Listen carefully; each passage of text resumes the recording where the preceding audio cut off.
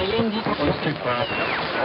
got no gas in it. You don't even know what stupid it is! You look like Gene Simmons had sex with a basset hound. That was Iron Butterfly. DJ Oblivion with you. Nickelback, Cross-Eyed Chicken and Duck Butter in that set. Coming up, let's check the weather together by Elephant Disco and the new punk group Prophylactic Debris right after the break. Hey, Pop, there's something wrong with you. I know. My only child is a dummy. Welcome to Irritable Dad Syndrome. We put the it in irritable. Give it up for your hosts, Mike and Darin. Welcome to Irritable Dad Syndrome. I'm Darin. I'm Mike. Welcome to our episode. This is a very special episode, and I'll tell you why. I get nervous when we have guests, but I'm especially nervous tonight because the guest we have on our show tonight is a legend in the world of radio and film and television, and his most recent project is this podcast called Mental Radio, and it's amazing. We're going to talk to him about it tonight. Our guest is Shadoe Stevens. Shadoe, welcome to Irritable Dad Syndrome. I'm so feeling happy. a little irritable already. Yeah, are you? Okay. It's working. Did my intro take too long? I apologize. Oh, yeah, it was endless. How you doing? Oh, I have no right to complain. Yeah. Yep, things are good. I'm a happily married guy with lots of things I'm interested in doing, and I have, the thought of retiring or stopping doing what I'm doing is completely out of the question. Yeah. I'll retire when I take my last breath. Okay. Well, good. Yeah, that's fantastic. I mean, not a lot of people can say that. There's, I used to work with a guy who had a countdown. I think from when he was 62 years old, he had 3 years, 2 days, whatever, until he could retire. It was on his phone. I mean, it was an active timer that was going down to the minute that he could retire. So, but well, then you have plenty of time to sit around, wondering, watching the number of people that die, and then wondering what this pain is, and let your mind run wild, looking for what's wrong and making a list, and then telling a narrative, a long story that's really compelling, and it's about my best days are behind me. I sit alone in my gloom. Yeah, it's like waiting for impending doom, being afraid of this or that, or getting small, weak, and it's like no. And the nice thing about being an artist is that there are lots of things I like to do. Yeah. And there are things to try, and if they don't set the world on fire, it doesn't matter, because the action, it's like you can't think your way happy. Mm-hmm. You have to act your way happy. There's just no other way. Right. The act of starting something gives you a little enthusiasm and a little excitement, and then you see something come to life, and then you get inspired, and then you're inspired and enthusiastic, and then you get to new levels of accomplishment, and you see things come to life. Yeah. Where do you think you are in your career? I mean, are you as happy now as you've ever been, or? I am as creatively happy as I've ever been. One of the things that happens if you have a lot of failures and don't give up, is that you learn things and you expand.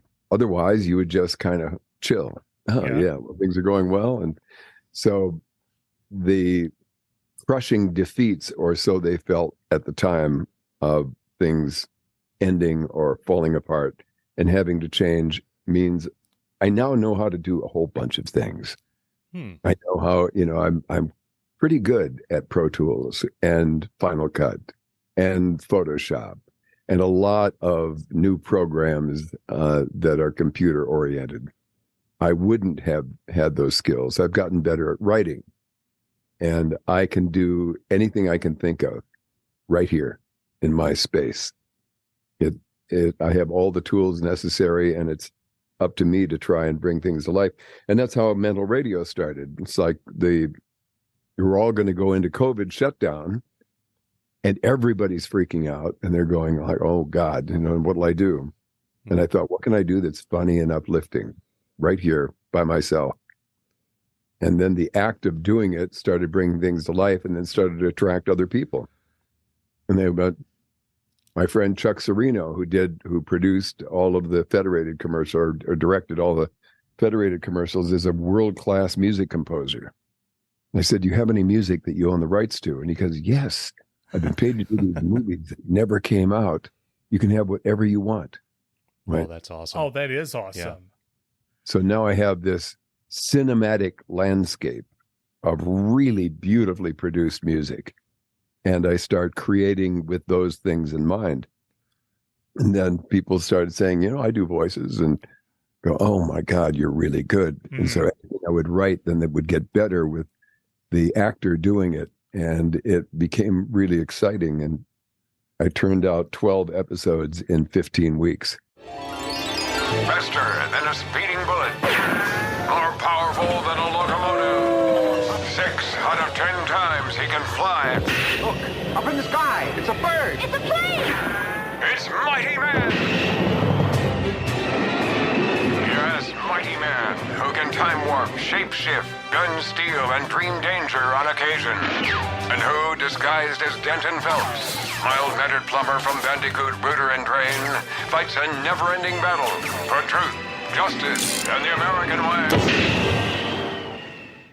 Well, That's with the production value, because I listened to a couple of the episodes today. I mean, that's really impressive with the production value that you can hear in it. Well, it's because I'm a fanatic. It's not easy inside my brain. So there's a couple of things there's some baggage that I bring to the interview. One is that I'm not very good at interviewing. And the second one is that Darin is terrified that I'm going to embarrass him and ruin his life tonight. So I'm trying to keep myself. I think we're going to be fine. But I did get excited when I listened to a couple of episodes of Mental Radio, and the thing that really stuck out to me, I'm a huge fan of Hitchhiker's Guide to the Galaxy. That includes the books. One of my favorite things of my life. Yeah, and so I immediately listened to the radio drama of the Hitchhiker's Guide to the Galaxy over and over and over through college, and I just recently, in the past couple of years, got all the different phases. I had no idea at the time that they went and continued that show and made multiple phases of it, but it stuck out to me when I was listening to your show. When I listened to them as a kid, they were funny. They're goofy. You have all these different characters doing these just amazingly silly things. But then listening to them again as an adult, I realized, holy crap, there's tons of sarcasm. There's tons of society commentary on society in these books and in the radio show that I never saw. So I enjoyed it on a whole different level. So I couldn't help but notice, I'm listening to Mental Health. I'm giggling. What's the guy? Mental Radio. Is it mental? What do I keep saying? You call it Mental Health. Mental Health. Which is fine. Well said. Mental health storytelling. So there's Mighty Man, and then there's Guy Good. Guy Good cracked me up.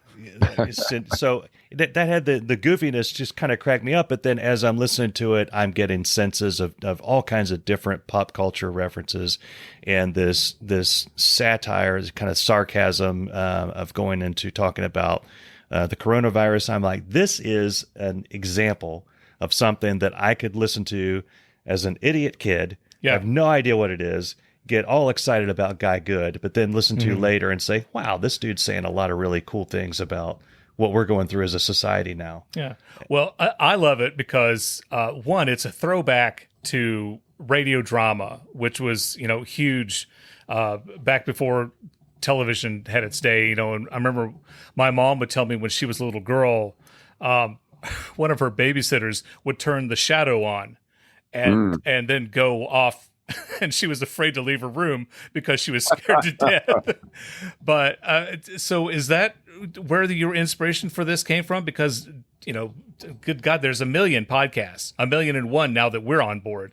But I mean, where did you decide I'm going to do, and because it's an old school radio drama with modern, the sound effects, the music, and my God, the production, because I'm a guy who does production, and what you do with that show is off the chain. Thank you. It's amazing. It's been my passion my whole life. When I was 9 years old, my dad had a tape recorder, and I figured out a way to tell stories on the tape recorder, dropping in music, stopping it, putting it on pause, and then picking it up. And I'm sure they were terrible, but as a child, it was magic. Yeah.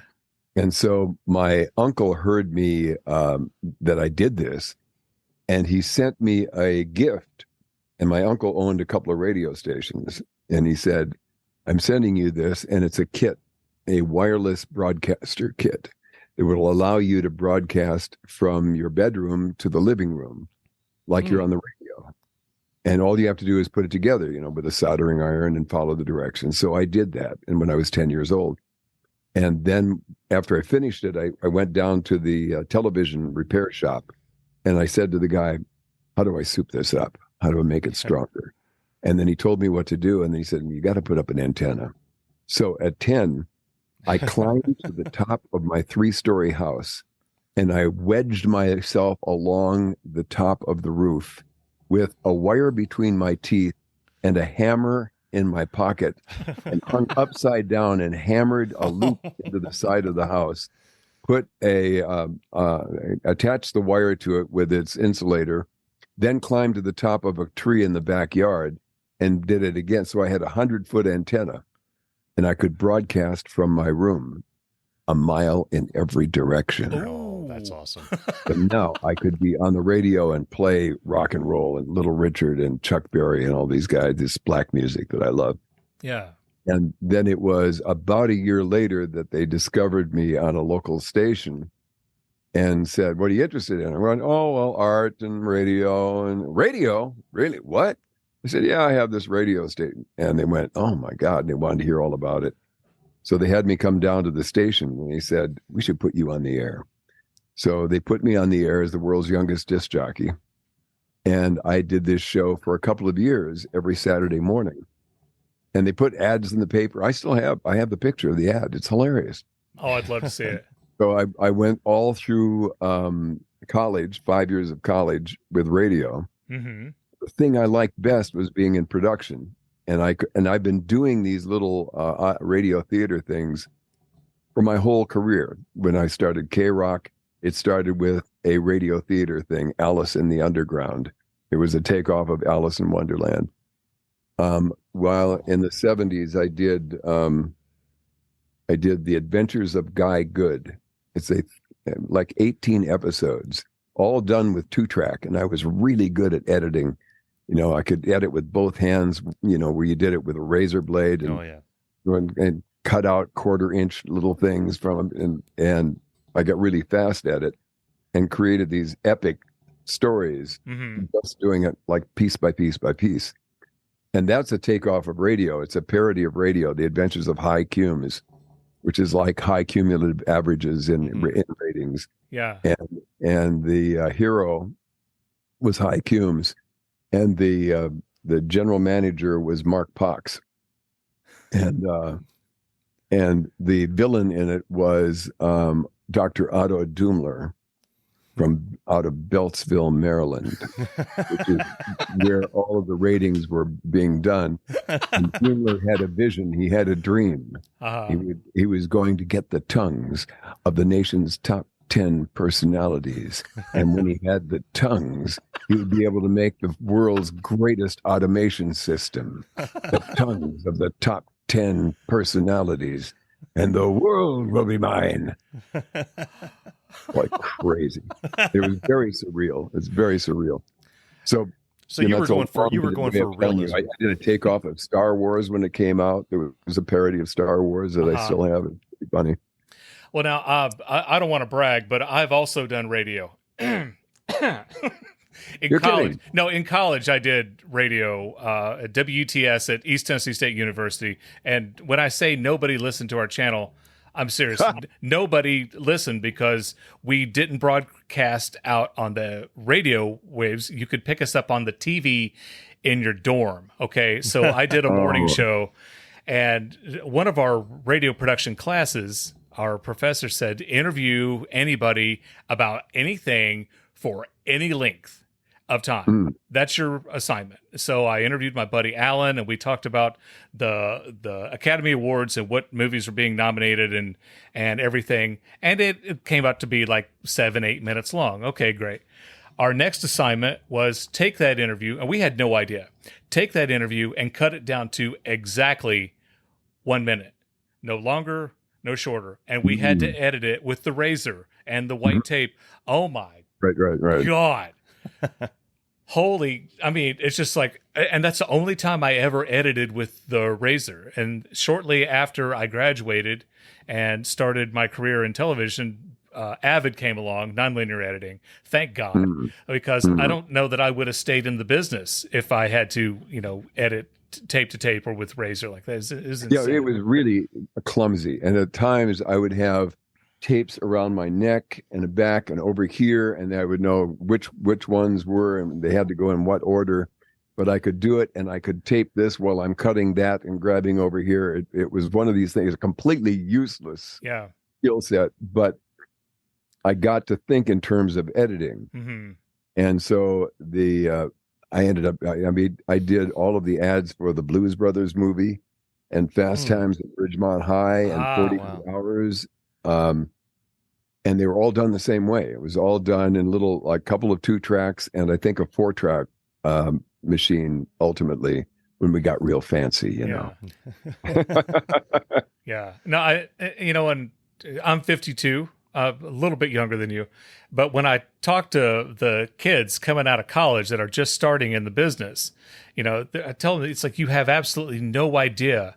It's like if you think editing is hard, you have no idea how much harder it was. You have it so easy now with all these tools at your disposal. I mean, the difference between a typewriter and a computer when computers came along, my God. Yeah. I was in right at the beginning in the early 80s. I had my own, and it was this computer that was portable.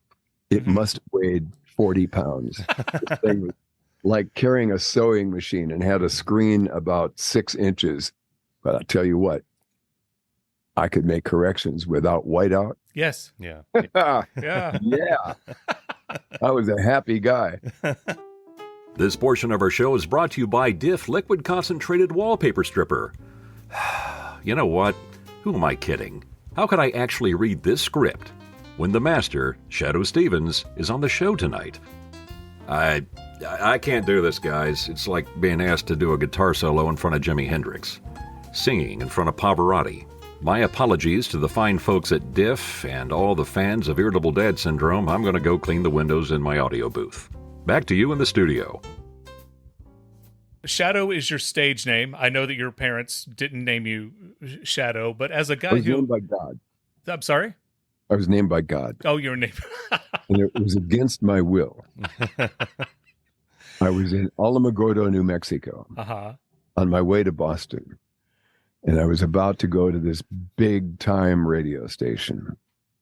And this is literally true. And it sounds like something out of a Marvel comic. I pull over to the side of the road in Alamogordo, New Mexico. And across the street, it said, Atomic Testing Range, do not enter. Big signs, warning, warning. And I get into a phone booth and I call Boston and I say, I'm on my way. And they go, yeah, great. By the way, we're not going to be able to let you use the name that you've been using. And the name I had been using was one I made up called Jefferson K. I thought it was like kind of a soulful name. Yeah. And I like I had been using it. It was Jeff K and Jefferson K. And he says, we've got a J.J. Jeffries and a Jess Kane. And believe it or not, we had a guy named Jefferson K that was in Boston for a few years. We're going to change your name. We're thinking of calling you Shadow Man or Shadow Lane. We're not sure. And I went, it's the worst name. I hate that. Don't be hasty. I will have several ideas by the time I get to Boston. Now, I'm driving helter-skelter at 110 miles an hour across, Alabama and Tennessee, heading toward Boston. I'm thinking Rodney Rhodes, Randy Street. I'm writing notes on my lap, trying to think of. And so I get to Boston. I'm pulling into Boston 2 days later. It's gray and it's You know, I just left Tucson, which was sunny and warm and friendly, and I get into Boston and it's rainy and it's gray. Yeah. Listening to this amazing radio stations, and they said, and starting Monday, Shadoe Stevens, 68 WRKO. Went, I'm in hell. Oh, God. And I went, I don't know how to deal with this. And I went in and I went, I have no choice. And then people would say, that's not your real name, is it? So this started my sense of humor. It literally started it. I went, okay, well then I'm coming up with a backstory. Okay. They go, so what is your name is Shadoe? And I went, yeah, it's Native American. Really? Do you know what tribe? I mean, well, you know, I'm originally from North Dakota, so I suspect it could be Sioux or Mandan. I'm not sure, possibly Cheyenne. But I'm not sure. And they go, really?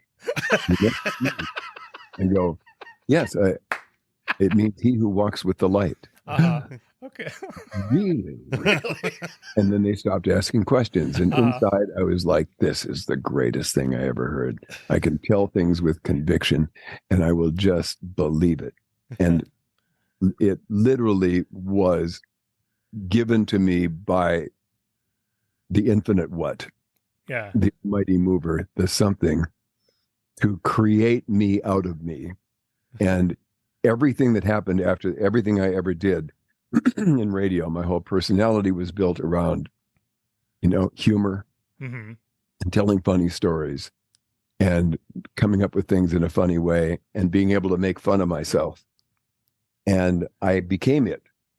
And then it was, it's what everybody called me. Yeah.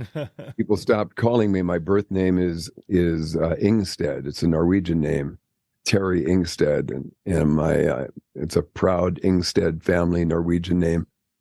And then I created Fred Rated for Federated, and it became, you know, the biggest, the most successful regional television campaign in U.S. history. Yeah. So I did 1,100 commercials, television commercials, that I wrote and produced with a team of 5 other guys. And I had my own equipment. We had our own post-production. And every week we would turn out 6 to 8 commercials. And no commercial ever ran longer than 10 days. And they were all funny. Yeah. Some of them were really funny. I've seen a lot of them, yeah. So then I would go to the bank and they'd say, Fred, you're Fred Rated. You know, yeah. So are you Shadoe Stevens? Well, who's Terry? And I went, this is way too complicated. I'm letting Terry go. And I changed my name legally to Shadoe Stevens. This is like in the 70s. Yeah. And even my parents, while they were still alive, all changed. They went, yeah, you don't seem like a Terry. And I never did either, frankly. One of my jokes that I wrote was, you know, Rob Zombie's parents were, you know, Paul and Helen Zombie. And of course, when you name your kid that, he's destined to be a rock star. As a person with a stage name, do you have an inside track on, I'm suspicious, I think Benedict Cumberbatch, I think that's a fake name, just like Rodney Dangerfield. You got to. I think you're right. Okay. And I'm going to say that with great conviction again, because it's just too perfect. Yeah, it is. Too perfect. It's like the names that I make up in metal radio. Darius Full of It. And, you know, Limon Souffle, owner of the bar. You know, I love that kind of stuff. Marilyn Croker created the names of over 500 drugs and plays the game Drugs or Cheese on NPR. Marilyn Croker, Darius Full of It.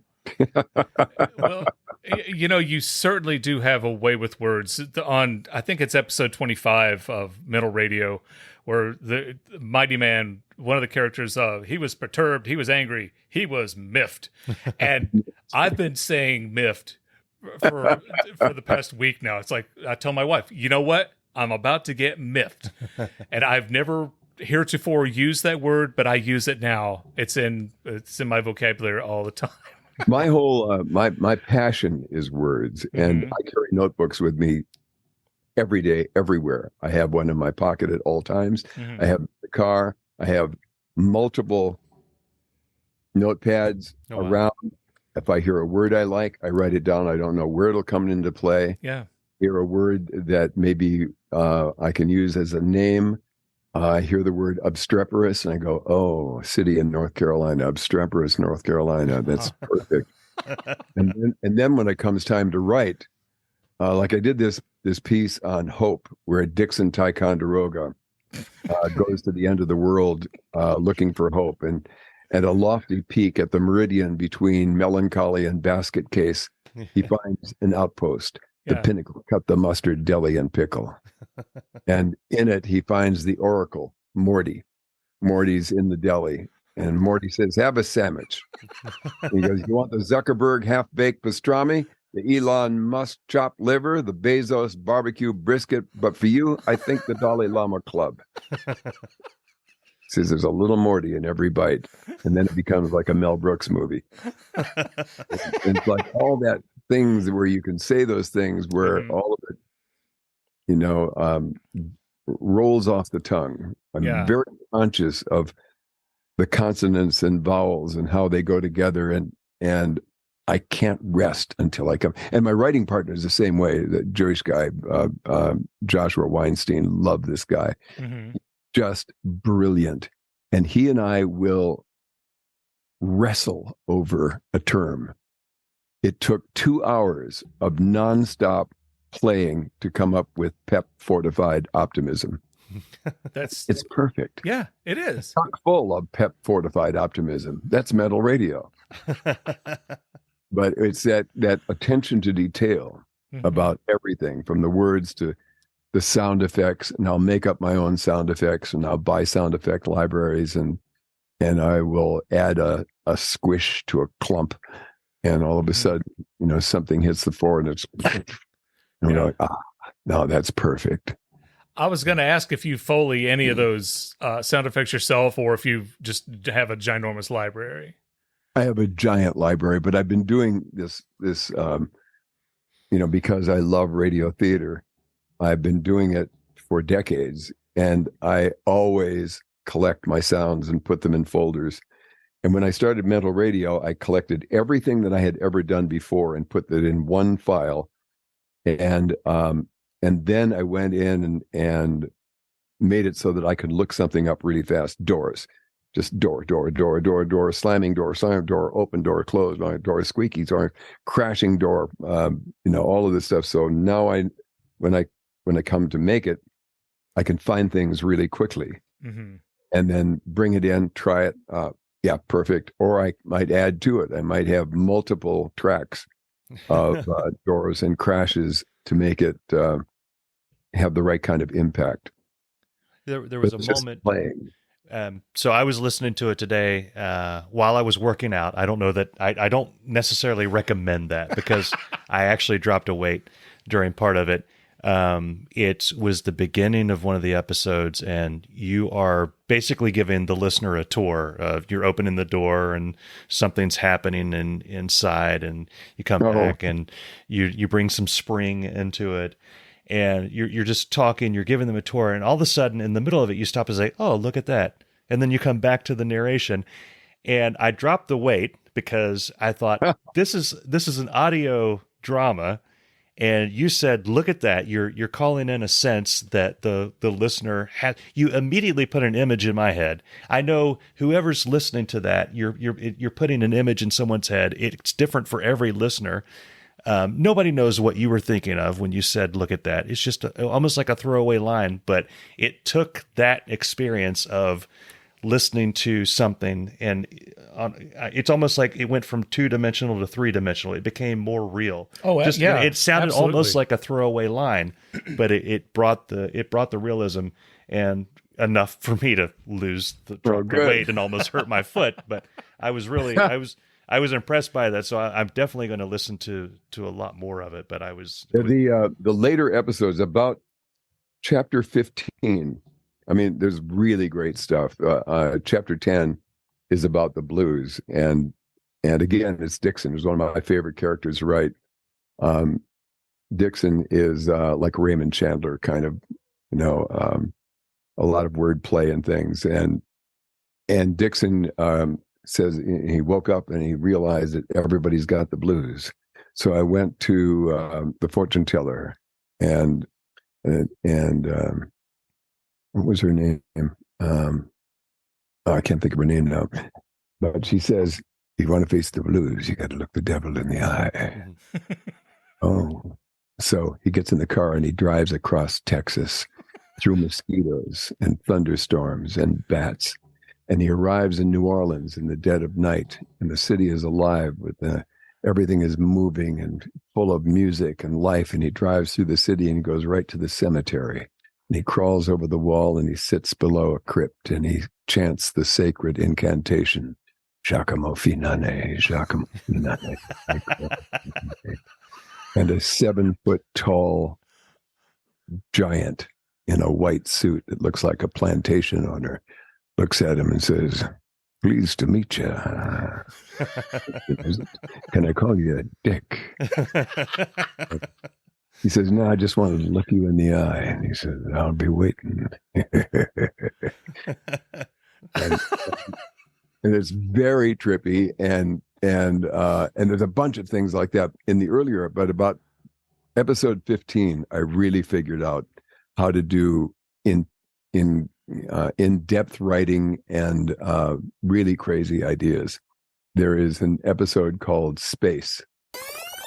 The following takes place in the space of 10 seconds. And what it is that maybe the reason that we can't get along in the world is because our brains are stuck in a 1940s newspaper bullpen with typewriters clacking and phones ringing and everybody talking a mile and people named Tricks and they're all talking at once. And these are all the voices in your head, and they're getting ready for the showdown that this guy is about to have with his wife. And they're all going, "Okay, what's going there? What are you going to calm down, calm down." They're all like coming up with solutions and things he's going to have to say. And it's really trippy. There's a whole bunch of voices and it goes real fast, just like His Girl Friday. And it has that whole sound of the 1940s. And then we say, we're going live. And she says, "So you need your space, do you, Todd? How much space do you need?" I just want to, oh, I'm sorry. And they're saying, calming, being calm. They're talking to him in his head. It's very funny. And and we did one about time where we go into the future where everybody's got it together and they're all a lot smarter than us. And we land in a game show. And the game show is called Time Loop. And in Time Loop, it sounds just like it's time for a time loop. And it's got all the sounds and everything. And the conceit of it is that it's like Jeopardy, but it's in the future.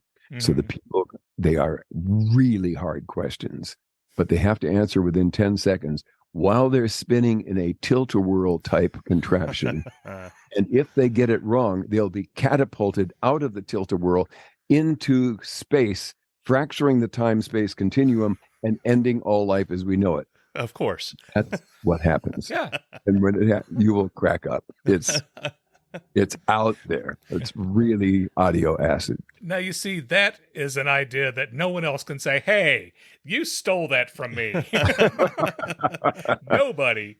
And I'm going to be just completely honest here. I thought, Mike and I, we've done this podcast for, we're in our third year. We're up to like 150 episodes. And we thought, two or three of them are actually good. Oh, yeah. So. Oh, yeah. Especially the ones in the middle.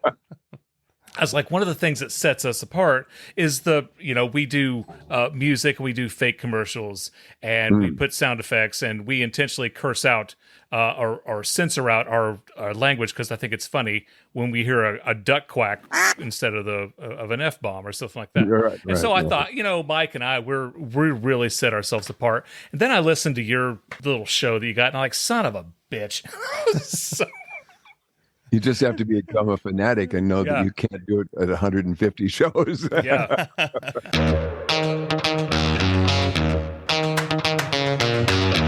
let's talk about the Late Late Show with Craig Ferguson. Yeah. Now, I heard this. Tell me if it's true or not. Not only were you the announcer, but I heard that you were the front half of Secretary at the Horse. Is that true? No. Okay. No. No. In fact, I had the greatest job of all time, and it didn't seem like it at first because I just had to be there all the time. Mm-hmm. Every once in a while, they'd include me in a skit or something, but I had to be there in case there were any changes while the show was being recorded. What I did actually took 5 or 10 minutes a day. Yeah. I was in my dressing room with my laptop writing stuff like this, just like keep the mind busy, work on this, going to try that. And I wrote screenplays and did all kinds of things. Uh-huh. And every once in a while I'd get called in. One time, the only guy I ever introduced myself to, I was in the green room and Quentin Tarantino was there, the guest. And I went, I've never done this. Yeah. I've never done this, but I am such a fan of your work. I have to introduce myself. And he interrupted me and he goes, "No, you, Shadoe Stevens, you did the movie Tracks." And it so shocked me. I went, "Yeah, it's a weird little movie." He goes, "No, it's a great movie. It's hilarious." Mm-hmm. Well, you just made my whole life. That's great. Yeah, it was a good experience. I'm very close with Craig. Mm-hmm. Still talk almost every week. I went to his not his wedding, his birthday party in Scotland. He owns a castle in Scotland last summer. And our whole family went, and it was pretty fabulous. I work and produce promos for Antenna TV. You're the voice of Antenna TV. Mm-hmm. And one of the earlier promos I'd sent you, and you had replied, "Sorry, I didn't get back to you in time. I was at Craig Ferguson's house in Scotland." Yeah. Of course you were. House. This house was built in 1100. Uh-huh. 1100. Maybe you didn't. Maybe you missed that part. 500 years later, the new part was built, and it's on 300 acres that are like a national park with a roaring stream that goes through it with salmon in it. Yeah. And green everywhere because it rains all the time, and lots of deer and animals coming out to linger in the grass. It was pretty psychedelic. Wow. So the Late Late Show was a worldwide pants production. David Letterman's company. He was your boss. Did Letterman have any say or any thumbprint on that show? Or, I mean, did you ever have any? It was all Craig, and to his credit, they gave him nothing to work with. Mm-hmm. And the fact that I was there at all was something. And then ultimately, he hired Josh Robert Thompson to be the voice of of his sidekick, the Jeff Peterson, the gay skeleton. Yeah, and he would he made all this stuff up and did. Most of the writing and came up with the characters, and just the single best interviewer maybe ever on television. He'd look at the notes, he'd memorize them, throw them away, and then just talk to people. And, they would open up to him. He's really a remarkable talent. I was going to say, because every time a guest would come on, he would take the cards and rip them up and just. Was there actually something on the card, or was that just like his Carol Burnett? Those are the actual cards that the staff would prepare. Just as friends, we would sit and talk, and he would gush up something. I think, oh God, I got to write that down. I would have had to sit here for 20 minutes to come up with that, and he does it effortlessly. That's why he's written books and screenplays, and he's pretty exceptional. Yeah. You're listening to Irritable Dad Syndrome, now with anti-cavity protection. So let's go deep a little bit. A lot of people remember you from Hollywood Squares and the Weekly Top 40. I thought you were amazing on Weekly Top 40. I remember when I was younger and I would listen, I always thought that either you or Dick Clark or Casey or one of the guys sat there for 4 hours. But as I, aged and got into broadcasting, how long did it take you to put together an episode of the Weekly Top 40? I mean, would they write all First this? of all, it's American Top 40. Weekly Top 40 is a Rick Dees show. I apologize. You should. I am so sorry. I'm so offended. I'm No, so sorry. Let me back up Then into my this, my next because- question was, did you write Disco Duck? I'll take that off the. Damn. Okay. And I know him too. He's a good guy. Yeah. Everything I ever did in my entire career was based on funny. Every radio station that I built was all built on radio theater and creating an environment that these radio personalities would go in and play cool music and be able to be funny. And we would do funny promotions. And I go from there, I go into advertising, and all the advertising I did, Federated was funny. The Blues Brothers was funny. You know, Fast Times at Ridgemont High, funny. Everything was funny until American Top 40. Now, American Top 40 comes along because I had been in radio, and because I was young, and because I had been on television doing Hollywood Squares and got a lot of attention. So I was like the Ryan Seacrest of the moment. Right. So they well, this is a good bet. They auditioned 1,100 people, actors, movie stars, television stars, all kinds of people wanted this job because Casey was going on to start a new show. Mm-hmm. And they were freaking out because it was a big franchise that had been on the air for decades. So they were very nervous. And I had to audition 5 times for it. And I would do their copy, and I would write my own copy, and I would do it up, and I would do it and that. And finally, they give me the job. And they are really worried. And so the first show was from their script, 4-hour script. Took 18 hours to record. Oh, my God. Because I could not do keep your feet on the ground and keep reaching for the stars. Right. I can't do Ernest. I can only do me. Mm-hmm. And we have to find me in this thing. So we had to rewrite every sentence of the whole script and do it until it felt right. Mm-hmm. And I finally figured it out. And then the next one took a little less time and a little less time. They sent me to voice coaches. They were so things like in my radio career, I signed off every show saying, and until we meet again, it's your friend in the void, the Shadow. Bye-bye out there. Yeah. Void. What's wrong with that? Void. You can't say void. That's weird. It's creepy. You're weird. It is a 4-letter word, like technically. The infinite universe. It's the void, and I'm your friend in the middle of it all. It's very uplifting. Oh, no. You can't. So I said, okay. And so this is your best friend, the Shadow, I would say. So that was a compromise. Now, Casey would end his show with keep your feet on the ground, keep reaching for the stars. Mm-hmm. I couldn't do that.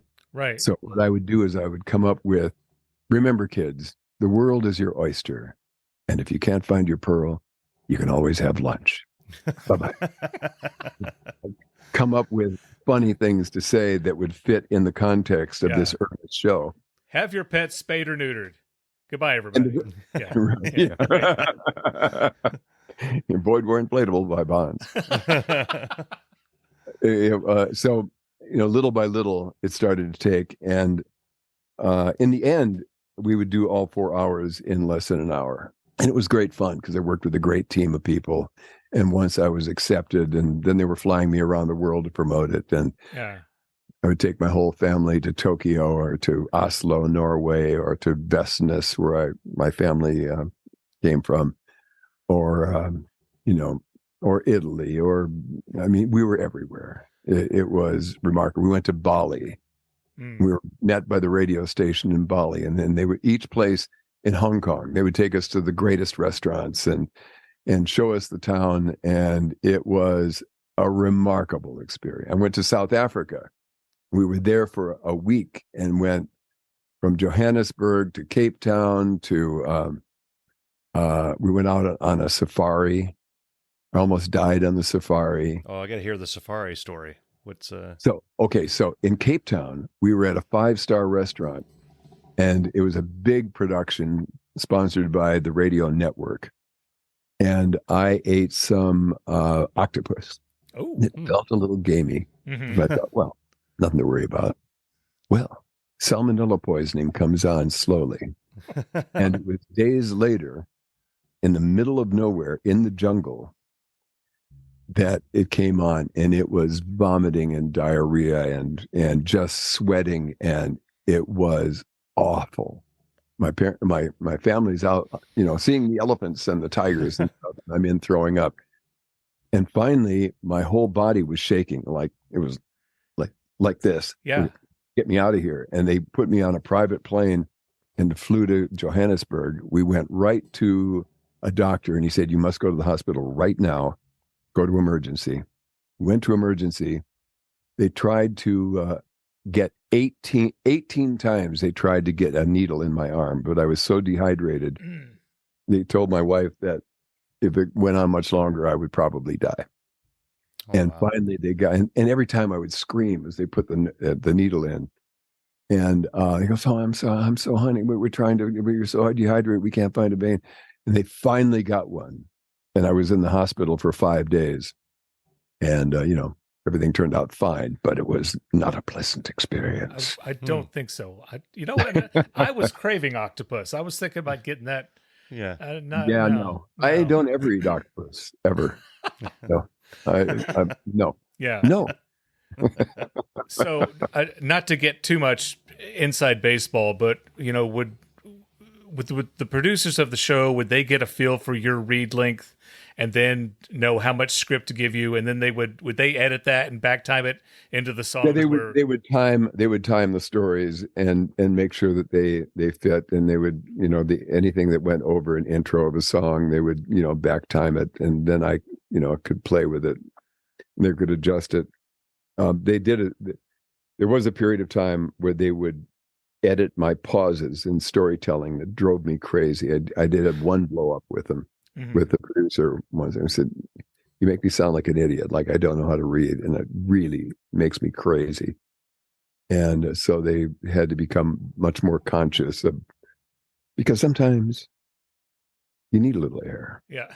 Right. Yeah. Right. You just do. Yeah. Right. And it makes a point in a story, especially if it's a dramatic story. And they were just so concerned that everybody's going to tune out because you are keeping the words coming all the time really as fast as they can. Right. So there you are. We threw in intentional pauses there to make your point. I appreciate that. To let it sink in. Yeah. I got chills of confirmation. You probably felt that. I did too. Yeah, no kidding. I love that. So I wanted to talk about Dave's World. And mainly, I wanted to know if Harry Anderson was as nice a guy as he...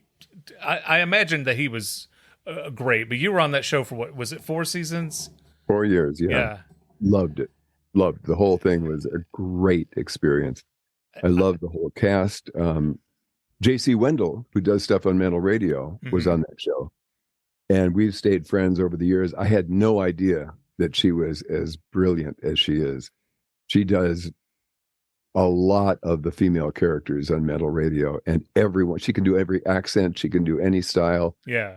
And then it was Meshack Taylor, who's no longer alive, and Harry's not either. But Harry would do things like just spontaneous magic. Yeah. And we would just go, you sold your soul. There's just no question. It's like, that's impossible. And oh my God, let me show you this. And he was endlessly entertaining. Plus he was a writer, and a good writer, and wrote some of the episodes, and a genuinely down to earth, really nice guy. Meshack was charismatic and funny as could be. One of my favorite people I ever worked with. And Delane Matthews played Harry's wife, Dave's wife. The whole cast was really special, and Audrey Meadows played my mother. Oh, come on, yeah. How great is that? Yeah, doesn't get better. No. So the storyline was she thought I was gay because I was, a 40-something-year-old guy that wasn't married. No. Mom. was. I have a good story from Hollywood Squares too. Oh yeah. Joan Rivers was the center square. Mm-hmm. We did a bit that was a parody of On the Beach, and so it's Joan and me as lovers rolling in the sand on the beach with the waves crashing. We shot it at the beach. Uh-huh. And then there is, I'm like leaning down and she's looking up at me and she goes, "Nobody can kiss me like you do." And I go, "Nobody?" She says, "No one. Not any of the guys that you've ever kissed?" And she goes, "Not a one." "So how many have there been?" "Oh, I don't really know." "Well, can you give me a rough estimate?" Goes, "Well, not without an adding machine." "Well, yeah, I do." And I reached under the blanket and pulled out an adding machine. She goes, "Oh, that's perfect. Oh, yeah, there. That one was Detroit. That was a weekend, 122. It was very funny. Oh, hilarious. I didn't think that anybody would be able to. They tried the Hollywood Square several times, and a few months ago we had Adam Needham on the show, and he's a historian and a game show. He's a game show historian and an author. We were talking about some of the reincarnations of that show, but next to the original with Peter Marshall and Paul Lynde as Center Square, the one that you guys did was on the money. I mean, it was really good. It was really funny. And they didn't have it at the time. They didn't have has-been stars. They had, current.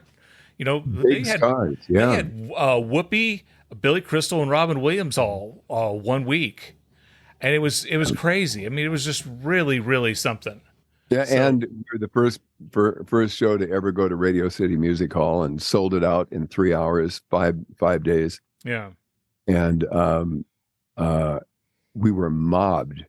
It was such a big show. Mm-hmm. We had no idea because we were doing it from a little studio in Hollywood. And, I guess it's doing well. Yay. We get to New York and it was like being the Beatles. They crowded around and screamed and cheered and showed up with banners and things. It was amazing. Yeah. It was and kind of scary. You had to get like the bodyguards to help you get into the limo to get away. Oh, wow. From the crowd of enthusiastic people who just loved everything we did. Yeah. It was great. Now, when you're out and about, I mean, do you have security with you now? Can you go to your local grocery store and get an avocado without Shadoe Stevens touched that avocado? Yeah. Yeah, no, hardly. No. I've been out of the public eye for a long time. And I have, but it's interesting because like at the doctor's office today, one of the nurses says, "I know who you are. Mm-hmm. I'm an 80s person. I remember radio and Hollywood Squares and all that stuff." I went, okay, keep it. Thank you. I was about to say, but people probably still recognize your voice. Quite often. Yeah. Yeah. That. Well, when you're on the radio week in and week out to 1 billion people in 110 countries, you kind of put a stamp on it. Yeah. And so a lot of people have, and then a lot of voiceovers and being part of hit shows doesn't suck. I had told this story on the podcast before, but New Year's Eve was coming up, and the promo I was doing for Antenna TV was the Benny Hill party on New Year's Eve. And so I'm like, well, this sucks. I've got to watch episodes of Benny Hill to make a promo out of it. So I spent a whole week going through episode after episode after episode of Benny Hill, just loving it. It was great. And I wrote the original idea for a promo. We ended up scrapping that and trying something else. And then I thought, well, I'll just write this song. I'll rewrite the lyrics to Old Lang Syne, and I'll just send it to Shadoe. And I didn't even think to ask, "Do you sing?" And holy you turned it around as Buddy St. Charles, the lounge singer. Oh, yeah. Hysterical. Absolutely hysterical. Funny. Yeah, it was great. So kudos and thank you for that. And, just, I don't know. It's just like, the work you clearly enjoy it because you put extra time, extra effort into it. You put a little bit of polish, then you put a bow on it before you send it out. So professionally, I mean, thank you. And then as a fan, also thanks. Yeah. Well, thank you, Yeah. and thank you, and thank you both, and thank you. I'm less irritable than I was at the beginning. Do you have any irritable dad stories? I mean, you have kids. My kids were really fabulous. But I'm married to the greatest person in the history of the world, and it was, at one period of my life, I was a pretty serious drug addict, and I went in and finally got sober and came out, and I had 2 unhappy marriages, and was vowed that I would be alone for the rest of my life. I just want to be calm. And so I meditate, and I write, and I do creative things, and I'm fine being alone. And a guy that worked for me, ran my music department at my production company, was standing in line at the bank, and he met this international model, this beautiful black woman, and he says, "You want to come over and hear the music we're working on?" She goes, "Oh, okay." So they're in the studio, and I walk in, and I see this, oh my God, most beautiful person I've ever seen in my life. And I tried to be cool, like catch a little glances. "So, what do you play her?" "Oh, great. Yeah, you should play her that piece of," and I'm catching glimpses and going over there. It's like, oh my God. So she leaves. I say, "Ron, who was that?" "It's this model. I met her at the bank." "Does she sing?" I go, "Yeah, I think so." "Get her back." So he calls her, and she comes back that night. The first thing that we ever did together, I'd sold this insane show. You talk about Hitchhiker's Guide to the Galaxy. Yeah. Shadow Vision is sort of like that at 1,000 miles an hour. And I had sold it to HBO. And the first thing we ever did together was a little jingle that would go in it. It goes like this: "Oh, you perspire. Yeah, you perspire. And she'd go, oh, and I go, first thing we ever did together. We laughed so hard, and it was very sexy. Okay. We've been together ever since. How many years? 97. 97 years that you've been together. That's a long time. Yeah. And still crazy about each other. So we have these 2 beautiful daughters who look just like her. Yeah. They're Beyonce beautiful. And then now I have 2 grandchildren who are also pretty much look just like her. And there were never any real dramas, with them. A few uncomfortable moments, but nothing really dramatic. Yeah. I've been really fortunate. And I'm really grateful for all of it. And that's, again, part of what mental radio is about, is trying to give you these tools for having a happier life. And so if I can do that, Viktor Frankl, who wrote A Man's Search for Meaning, when he was in Auschwitz, he wrote these notes. It became this book. And in it, he talked about if you can ridicule phobias through the use of humor and irony, you can rise above them. Mm-hmm.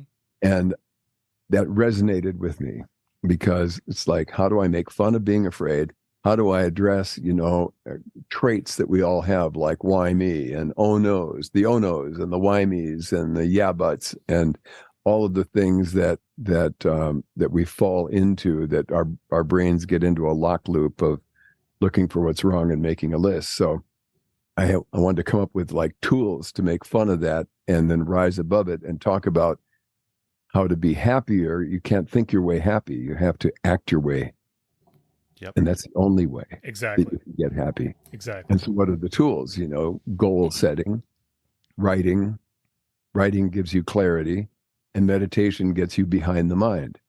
So I'm a big meditator. I've been meditating for most of my adult life, and especially the last 38 years since I stopped using drugs and alcohol. And I've learned deeper and deeper kinds. So when you go into a transcendental state, you can stop breathing.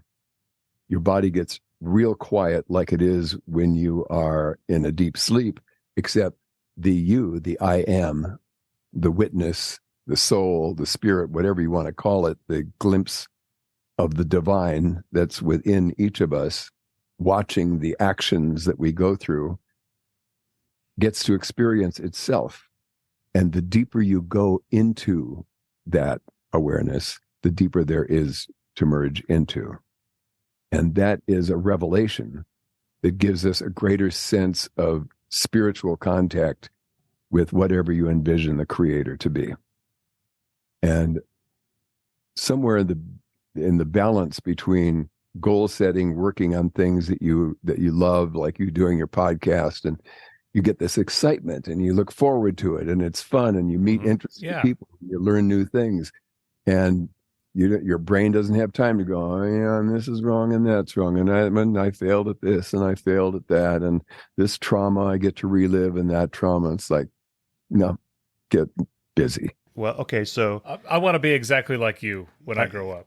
Well, I'm going to say you've kind of hit me twice today because one, I dropped the weight on my foot from the first episode, and what you were just talking about is in the beginning of the second episode of Mental Radio, the Viktor Frankl thing. I had a moment where I'm like, hey, I heard a podcast about that today. Oh wait, this is the guy that was. This is the voice that was in my ears. When we go to the Outlook Chamber, and that's part of the idea, because the whole thing is an allegory. We go to the former Masonic temple somewhere in Hollywood, but that's really us.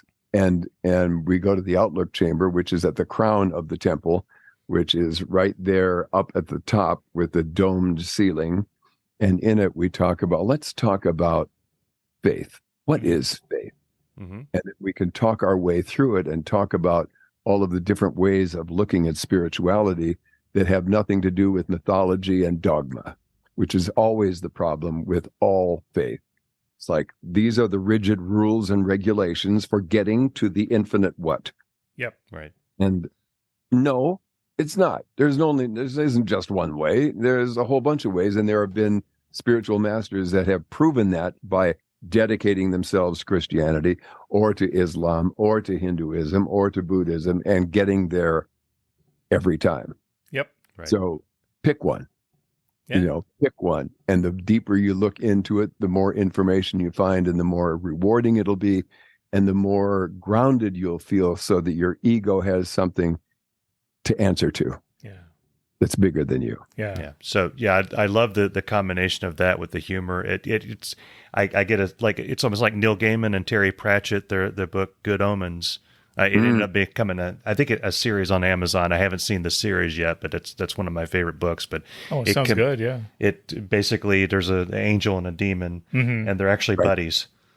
Yeah. And the demon is trying to bring about the end of the world with the Antichrist. It has some pretty deep themes, but it's hilarious. Well, I mean, I don't go that deep with my favorite author is David Sedaris, and he can walk from the front door to the mailbox, come back, and then he has an entire chapter. And I don't know how he does it, but he somehow finds humor in everything that he does. And I think if a lot of people, had that mindset, the expression, if you look for gold, you're going to find gold. If you look for dirt, you're going to find dirt. So you find what you're looking for. Exactly. Thus, conspiracy theories. Yeah. You can prove anything, anything. And that's part of another thing that I did with Metal Radio. The whole mythology of Metal Radio is all based on real stuff. Yeah. And some of it tweaked. Yeah. Right. Told with absolute sincerity and conviction. By the way, Hitchhiker's Guide to the Galaxy. Have you ever heard the Douglas Adams version where he reads it? Oh, no, I haven't. I've just heard the dramatization, the BBC. It's 1,000 times better than any dramatization you've ever heard. It's hilarious. Gotta check it out. I will. I'll send you one. Oh, okay. Thank you. Yeah. Thanks. You'll love it. I listened to it and had to pull the car over numerous times. Oh my God, that's so good. I have to run that back and listen again. Yeah, I got some senses. Dry and straight. Never played for laughs. Never like winking or anything. Like all the productions, they got a little wacky and cartoony and stuff.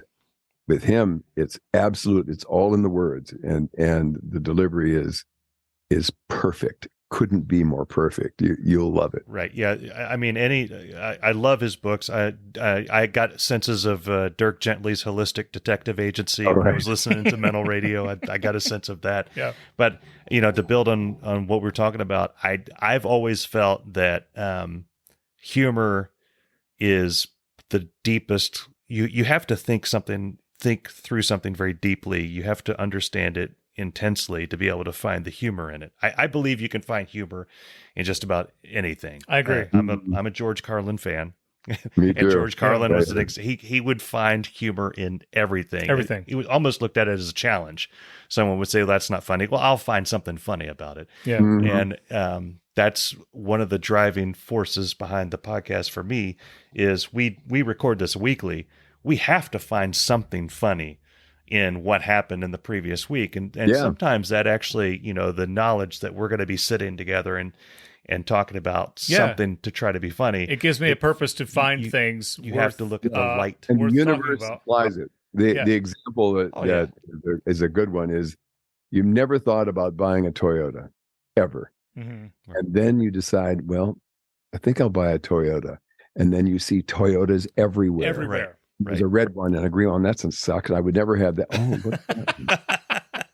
and pretty soon it's like the universe conspires to give you what you're paying attention to. Yeah. Right. And it's that way with writing. It's like all these words that come to me and I write them down and I have volumes of words. And so it comes time to write, Brock Stillwell, square-jawed jackhammer of a man in a plaid suit. And he his hair is flowing always, even if there's no wind. His hair is flowing. Of course. There's one of the episodes, and it starts with a man falls into a manhole in the pouring rain, and as he grabs for the wall, a tear falls from his eyes and lands on a slug, who flicks it off onto a leech, who twitches and it lands in the mouth of a rat, who bares its teeth and smiles a satisfied rat smile. And a beam of light from a moon strikes the sparkle on the rat's pointed teeth and ricochets back into the sky, burning a symbol on a cloud, a symbol that can only mean one thing, a call for help. Meanwhile, across town, Brock Stillwell, in his penthouse overlooking the city, sees infinity burned on a cloud, and he calls the team together, and all that came with like leech, twitch, eye, slug. Like, oh yeah, I love those kind of things like Amelie, where one thing leads to another, and the universe kind of gives you what you need. Mm-hmm. And that's just by paying attention. Absolutely. Is that how you would read stories to your kids to put them to bed? Well, yeah. I read Alice in Wonderland to Amber probably 30 times. Yeah. We get to the end and she'd go, "Can we start again tomorrow?" Yeah. Yes. And I tell you, all the times I read it, I still don't understand it. It's the craziest book. It's messed up. History. Yeah. It's out there. Yeah. Well, Shadoe, before we wrap it, is it okay if I ask a couple more quick ones? It is fine. It's great talking to you guys. Well, thank you. We're having a blast having you here. Our announcer is Dave Lay, and he's a fantastic announcer. When he heard you were going to be on the show, he got a little scared, and I said, "We're not replacing you. You're still going to be our announcer. We love you, Dave." But Dave, I mean, he sent me a list like 20 questions: what type of microphone, and do you use noise control, and blah, behind the scenes stuff. But the one question he asked that surprised me the most was, "What was on your lunchbox when you went to elementary school?" I never had a lunchbox in my life. Never. I grew up in Jamestown, North Dakota, a town of 15,000 people. And my family, I had a Norman Rockwell childhood. It was seriously. And for years, I was embarrassed to tell people about it because it was magical. Mm-hmm. My dad and mom didn't drink or smoke or use drugs or curse or fight in front of the kids. There were 5 kids. I'm the oldest. My parents owned clothing stores, toy stores. They owned a go-kart track. They owned the fireworks stands on the 4th of July, Oh, like wow. 5 of them around town, and each of the kids would run a different one. Mhm. We had go-karts, tandem bicycles, lake homes, and speed boats where we would go water skiing. It was absolutely magical. And all that led to this. Mhm. What was the question? Well, it was about the lunchbox, but you know, So I ate at home every day. So I came home from school every day, and when I was in high school, I would eat at White Drugs or at Woolworths. okay, Have lunch there. I never came home. I never had a lunchbox or ate in a cafeteria in my whole high school or college. huh? Wow. Amazing. And you enjoyed North Dakota. My brother lived there for a few years when he was in the Air Force. He lived in Minot. I know Minot well. I played football in Minot and wrestled in Minot when I was a wrestler. Okay. Yeah, my Yeah, North Dakota is very cool in the summertime. Oh, it's actually very warm, and with a lot of mosquitoes, but quite beautiful. Yeah. Winters are long and gray and, well, Chicago-like. You know, it's rough. Too rough for me. They're way tougher than me. Well, you and I have that in common. I was on the wrestling team. I had guess how many wins I had. Go on. 7. Lower. 1. I had 1 win. Really? And I remember when I won my second Emmy Award, I was like, I have twice as many Emmy Awards as I have wrestling wins, damn it. I think that's really a good thing. I don't have any Emmy Awards. I have some Clio Awards. Yeah, I saw that you have Clios. Yeah. Yeah. That's nothing to sneeze at. That's okay. Yeah. Okay. Yeah. Well, before we go, thank you again for being on Irritable Dancing. Yes, and thank you. This was so much fun. I'm not irritable at all anymore. I understand. I think Well, you worked your magic. Yeah. So we helped. We're helping people, Mike. Yeah, We are it's- You are helping people. helping people. One guest at a I will time. feel all aglow and chipper the rest of the night. If we could ask for your help. So eventually, Mike and I would love to have this podcast made into a movie, and we want Paul Rudd and John Hamm to play us. It doesn't matter who. We're pretty much interchangeable. And then we want Bryan Cranston to play Dave Lay. So you have your finger on the pulse of Hollywood. Can you help us make this happen? Yeah. Oh, sure. I'll just make a couple of calls. I go, hey, it's Shad. Go. Stevens. Remember we met on the set that time? You were on The Death Artist together. Yeah. Right. Do you still remember your monologue from The Death Artist with No. Anthony Michael Hall? Oh yeah. Bucket of Blood. But well, now on the It was called Bucket of Blood. I don't know where they changed it, a Death Artist, or when that was done, but when it was first finished, it was called Bucket of Blood, like it was in the 1950s version. Okay. And You gotta see Bucket of Blood. If your monologue at the beginning was just amazing, and that's then, why I wanted to do it. Yeah. I loved the writing because he was all full of him. It's like an Orson Welles kind of character, like all full of himself. And he was. I don't say the same thing twice. Yeah. It's like, yeah, you tell him, Shadow. Yeah. And I was going through a bit of a rough time at that moment in my life, and I was hired to do this, and it was like Michael McDonald was the director, and I kind of knew him, but I had no idea how brilliant and how funny he was. Mm-hmm. It was later with Mad TV that I discovered this guy was way crazier than I thought he was during the movie. And all of these other stars were in it that all are people that I ended up loving in years to come. Mm-hmm. It was a really good experience and very odd, but it's worth checking out because it's the weirdest movie ever made. It is. If you think have you ever seen Tracks? Tracks is out there. Okay. But Bucket of Blood is that's I mean, come on.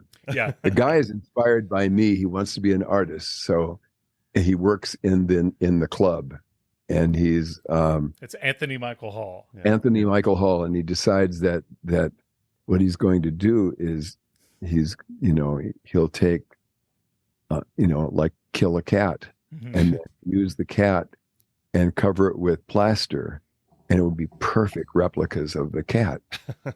And so he ends up, killing people and stuffing them, and they would go, "Oh, he's genius! Yeah. We must bury them at the gallery." Hilarious. It's so weird. Yeah, all because of me. So I apologize to you for that. I was full of myself at that time, but the poetry that he spoke, I wish because I really had to work to memorize that. It was quite a long soliloquy. Yeah. But I loved doing it because it was so crazy. Yeah, it was entertaining. Well, Shadoe, again, thank you so much for being here with us on Irritable Dad Syndrome. Absolutely. For everybody out there listening, go to mentalradio.net and download every single episode of this radio drama. You'll be glad you did. Get the free app, Apple and Google Play. It's just look up one word, Mental Radio. You'll find the little light bulb with people running over it. Yeah. And all of the meditations are there in separate folders, so you could listen to a meditation sequence. Yeah. There are extras that aren't in the stories that you can listen to. Some are pretty fun. There's 10-minute versions of the episodes. I saw that. I stopped doing that all the time, but I've been lately thinking that I might break out the stories because some people don't want to sit with something for a half hour. They're like want little short things, and all the stories are usually 3 to 10 minutes long. So I might go back and reboot that, but the downloads have been going up lately, and since the beginning of the year it's up to almost 70,000 now. And looks like it'll hit 100,000 within the next month or so. He's surpassed our podcast. That's amazing. You're kidding. No. Would I kid you? No, I don't think you would. No. And if you ever want us on Mental Radio, just give me a call. I may have to add irritable bowel syndrome. What is the name? Irritable Dad Syndrome. We've had a couple people reach out to us for medical advice, and we tell them, read the title. It's Irritable Dad Syndrome. Titles are important. Exactly. But to everybody out there, go to irritabledadsyndrome.com, and you can listen to all our episodes. Every damn one of them is right there on irritabledadsyndrome.com. And you can go to Patreon if you like the show. If you want to help us out, you can go to Patreon. You can throw us a buck here and there, and you can help us keep the lights on, so to speak. And, absolutely. And so, again, we were so excited to have you on. Shadoe, thank you so much. Thank you, Shadoe. And thank you, everybody, for listening. Enjoyed it. Love you guys. Oh, man, I would love you too. And we hope to see you guys next time on Irritable Dad Syndrome. I could have been as successful as Shadoe Stevens if I hadn't have got all wrapped up in the Amway business back in the 70s. Anyway, now that he's gone, it's nice to be the top dog around here again. We'll see you next time.